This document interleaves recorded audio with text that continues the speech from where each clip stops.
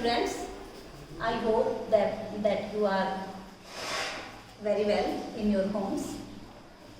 जैसा कि मैंने बताया था कल कि कोरोना बीमारी सारे देश में फैली हुई है, तो इसके प्रकोप से पूरी तरह से बचना असंभव है। इसीलिए कुछ सावधानियां हमें रखनी हैं और मैं रोज़ क्या बताऊं आपको, जो सावधानियां रखनी हैं वो आप अच्छे से जानते हैं कि अपने हाथ अच्छे साबुन से धोने हैं और बहुत ज़रूरी हो तभी बाहर निकलना है। Prevention is better than cure. सावधानी हटी दुर्घटना घटी, और जान है तो जहान है। कहते हैं ना कि healthy mind lives in a healthy body. तो आइए शुरू करते हैं अपना लेसन जो हमने कल आपको बताया था, ए गर्ल विद ए बास्केट। ये आपकी प्रोज का पहला लेसन है। इसके राइटर विलियम सी डगलस हैं और मैं इसकी कल समरी आपको बता चुकी थी। आज मैं टेक्स्ट पढ़ाना शुरू करती हूँ और 2 पैराग्राफ के बाद मैं बताऊंगी कि किस तरह से लाइनों को एक्सप्लेन किया जाता है। पहले मैं आपको हिंदी में एक्सप्लेन करूंगी, इसके बाद इंग्लिश में बताऊंगी कि कैसे, सिंपल लैंग्वेज में बताऊंगी कैसे लिखा जाता है। तो आइए स्टार्ट करते हैं text. I do not know, first lesson की आप भी अपनी टेक्स्ट खोल लीजिए, टेक्स्ट सामने रहेगी तो आपको अच्छे से समझ में आ जाएगा। I had left new Delhi for the Himalayas. I had left meaning writer ने छोड़ दिया नई दिल्ली को हिमालय के लिए, हिमालय पर्वतों पर जाने के लिए राइटर चल दिया। I was going as far as Bareilly by train. मैं जा रहा था, मैं मीनिंग राइटर जा रहे थे बरेली ट्रेन से, and then by car to Ranikhet, और फिर कार से रानीखेत जा रहे थे। An old British army hill station, एक पुराना आर्मी सेना का एक हिल स्टेशन था, लोकेटेड जो स्थापित था on A 6000 foot ridge, 6000 foot ridge पर्वत श्रृंखलाओं पर, अपोजिट सामने 120 mile stretch of snow capped Himalayas, जो 120 मील दूरी तक बर्फ से ढके हुए हिमालय में था, हिमालय की पहाड़ियों में था। The train was slow, train धीमी थी, एंड इट स्टॉप्ड, और यह रुकती थी, at all the way stations, सभी रास्तों के स्टेशंस पर, क्योंकि यह एक पैसेंजर ट्रेन थी। He was going by train from new Delhi to Bareilly and then to Ranikhet by car. At every stop, हर स्टॉप पर, I swung open the door, मैं स्वंग ओपन कूद कर दरवाजा खोलता था, ऑफ माई कंपार्टमेंट, अपने कंपार्टमेंट का, अपने ट्रेन के डिब्बे का, एंड वॉक द प्लेटफॉर्म, और वॉक घूमता था प्लेटफॉर्म पर।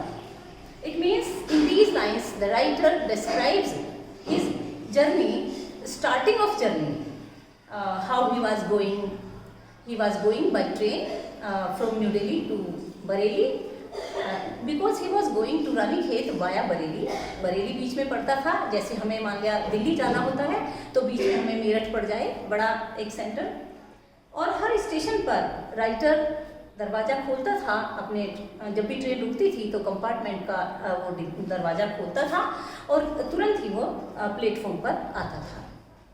The platforms were packed with people, और प्लेटफॉर्म पैक्ड विद भरा हुआ था, पैक्ड विद पूरी तरह से वो भरा हुआ था, किससे, full of, packed with meaning packed with, it means full of,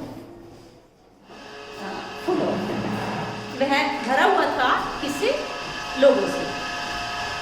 Sikh, Muslim, Hindus, soldiers, merchants, priest, porters, beggars, hawkers, किन किन से भरा हुआ था, सिख लोग थे, डिफरेंट रिलीजन के लोग वहाँ पर थे, मुसलमान, हिंदू, सोल्जर सिपाही, मर्चेंट्स व्यापारी, प्रीस्ट पुजारी, पोर्टर्स हॉकर विक्रेता, एंड बेगर्स, पोर्टर कुली, सॉरी पोर्टर क्या होते हैं, कुली जो सामान उठाकर ले जाते हैं, बेगर्स भिखारी, एंड हॉकर्स जो विक्रेता होते हैं सामान बेचने वाले।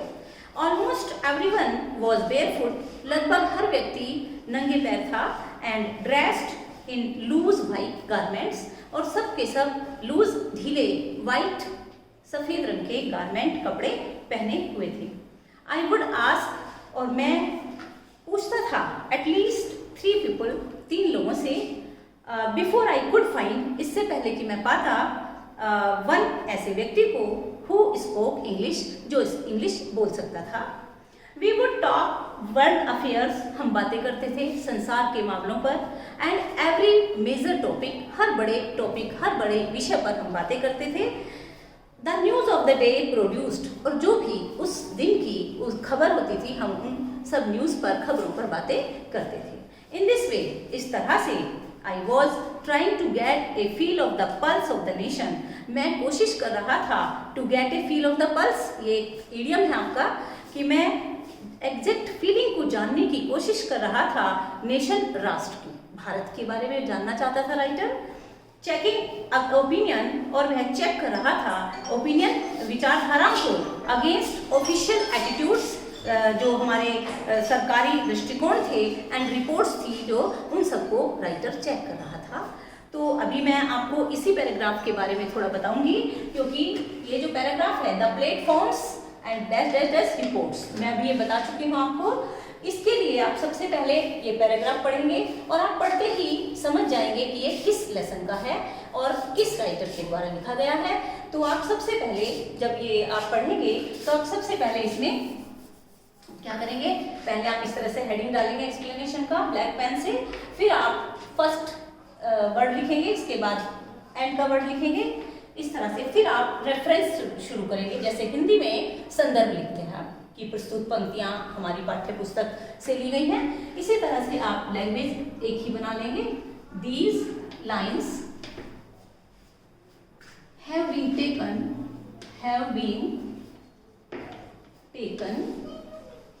आप हैव बीन सेलेक्टेड भी कर सकते हो, हैव बीन कर्ल्ड भी कर सकते हो, ये आप पे डिपेंड करता है कि आप कितने तरह से इसे एक्सप्रेस कर सकते हो। पर जो सिंपल लैंग्वेज है वो बिल्कुल, these lines have been taken from the lesson, और जो भी लेसन होगा आपका, अब जैसे मान लिया ये लेसन का नाम है, इसको भी लिखने का एक तरीका होता है। पहला capital letter, a girl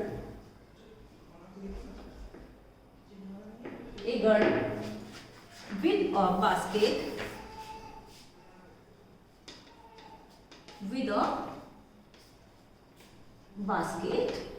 written by